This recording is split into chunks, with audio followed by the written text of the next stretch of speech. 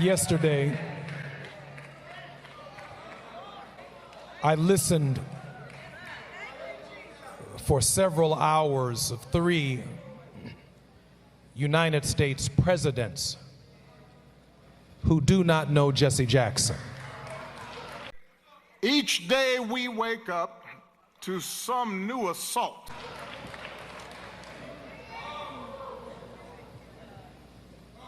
He maintained a tense relationship with the political order, not because the presidents were white or black, but the demands of our message, the demands of speaking for the least of these, those who were disinherited, the damned, the dispossessed, the disrespected, demanded not Democratic or Republican solutions, but demanded a consistent, prophetic voice that at no point in time ever sold us out as a people. And it speaks volumes about who the Reverend Jesse Jackson was. Well, here we are now. The problem is not Trump. The problem is us. Sitting up here talking about, oh, they got all the power. We can't win.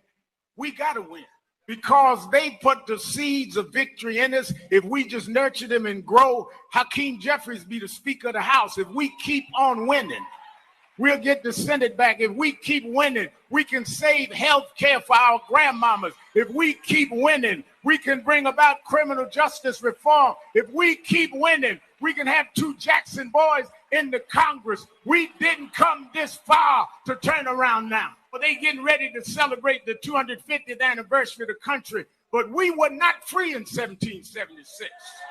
Jesse Jackson told his family he wanted one simple thing at his funeral: leave politics out of it and come together in respect.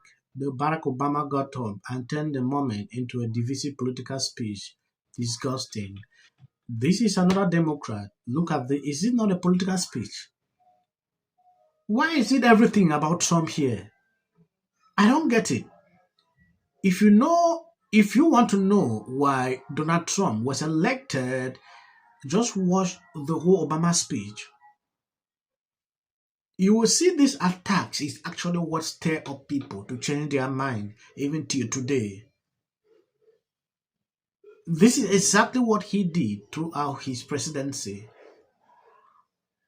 At some point, it get boring. Yeah. If they want to have a meeting where they can actually they should just organize one and do that. I don't know, maybe people will not attend. Reason they want to use this little opportunity to do that. There is a video his son actually put out. Take a look at this. Do not bring your politics out of respect to Reverend Jesse Jackson and the life that he lived to these homegoing services. Right. Come respectful and come to say thank you. But these homegoing services are welcome to all.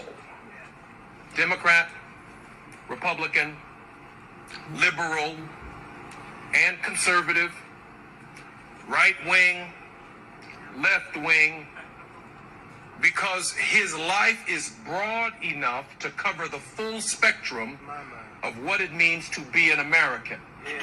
So that right there is Jesse Jackson's son saying, let's keep politics out of this. And let's take a look and let's see what Democrats do. Another setback to the idea of the rule of law. An offense to common decency. Every day you wake up to things you just didn't think were possible. Each day we're told by those in high office to fear each other and to turn on each other, and that some Americans count more than others. I don't care what they do in Washington. I care what we do in the community. We beat people bigger than Trump. We fought people harder than them if we stand up and be what we're supposed to be. Because there's bad times like now. We're in a tough spot, folks. We got an administration doesn't share any of the values that we have. And I don't think I'm exaggerating a little bit. Let me just say, I predicted a lot about what's happening right now.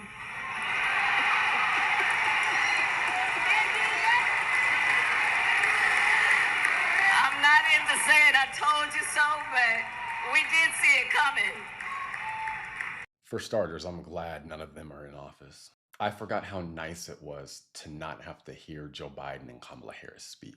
But aside from that, they couldn't even just go pay their respects without talking about Trump and Republicans. They used his funeral as a political soapbox. And I mean, I've seen both sides do it before. But the thing that I found interesting is his son specifically asked not to do this. And it seems they didn't care. They just did it anyway. That's what sticks out to me about it. Couldn't just talk about Jesse Jackson. Had to talk about Trump and the right. Had to try to fire up the base. It really makes you wonder what their actual intentions were for being there. But anyway. Take a look at this tweet. He said similar crap when he was president and that God was the party of Bush, McCain, and Romney. Each day we're It is told a by language those in of high office bitterness to and fear each other. resentment that makes good people recall to be described that way. Obama is one of the most divisive figures in US history, except he is celebrated by mainstream media because they are partisan. They take side and love and protect Obama. It is no wonder a tough, no BS bull in the China shop emerged. That person was a fed-up Trump who broke the mainstream media by not caring what they thought he should.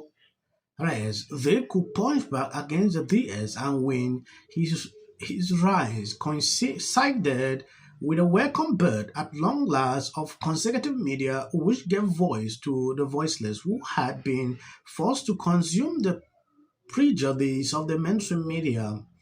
I can't stand Obama. He was weak. This is someone's opinion. He actually put out as he noticed what Democrat did. Like this guy said, I have actually seen both sides do this, but the essence Democrat put this show was just to stir up their base. That is a simple truth. It's like they actually had a script, like this is what you're supposed to do. The question that passes through my mind every single day, have you ever noticed that Democrat never posts anything pro-Democrat? It's always just anti-Trump. Then I wonder, if Trump is out, how would the messages be? Will they continue with this? Or what exactly? I don't get it. Because it's now something everybody knows that this is how they operate. And it's now really boring to a level not seen and know why. It get crazy, right? I don't know if I'm the only person saying what I'm saying every day like this. I want to appreciate people supporting, sharing out the videos. I just wanted to do this follow-up so you can see exactly what is happening. I want to appreciate people sharing out as of the short clips that end. That is for the white algorithm. You can stop here. I regret ever being a part of the Democratic Party. The trap that Trump laid in the State of the Union address, where he, just show the tape there because I think it's self-explanatory. And the Democrats didn't stand. I mean, obviously, it's a it's a deliberate trap because they always played these games of Simon Says there at the State of the Union. Well, I think you and I agree on this is all performative. They will if they put it in the ad. That just goes through to get here. Trump, go Trump! Hey Murphy, you're scumbag. Thanks, man. Our chamber is chanting USA. This is a sick person. In the first I was there, and it was as horrific as I thought it would be. She wasn't the only one. Look at SOT 35, CNN's Abby Phillip. But he utilized almost like these game show type moments where you're seeing awards being presented. They're just so disgusting. Of course, he chose who did not vote in his favor and did not shake her hand there. Here's the video. He shook everyone's hand. Everyone. There's the Chief Justice. All of them got their hands shaken. to the point where they had to come back on the air and say this in SOT 33. But we should point out as he walks in, he's pretty close to the justices again as he comes down on the floor, that he did shake their hands there this evening. Moment. No, that's not what happened at all. Democrats to stand for the slain passenger in North. Our first priority is Americans rather than illegal on either of those two. I think they took his bait. Can take away from the joyous moment as all Americans. And why are they putting a medal? Oh, he's already under scrutiny for 1,000 reasons. Viral Patel posted this on X.